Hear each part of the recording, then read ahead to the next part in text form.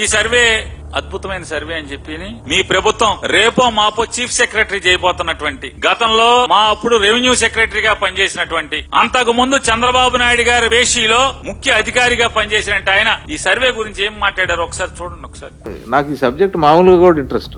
6 months before I join here I had gone to village where ఊరక survey ఎట చేశారు వీళ్ళు పోయి చూసి వచ్చా. ఈస్ట్ గోదావరి పాలగుమ్మి అని village. I spent about 3 hours in that village. Then I call this fellow Siddharth, అరే బాగా చేస్తున్నారు. నాకు భయంగా ఉండే, because I had doubts about this programme. ఏమైనా విలేజ్ లో గలాటా లేపుద్దేమో సెంటు ఇటు పోలా అని. But when I went there I found I was very comfortable. I felt it is a good. I told him as such, బాగుంది, బాగా చేస్తున్నారు అని.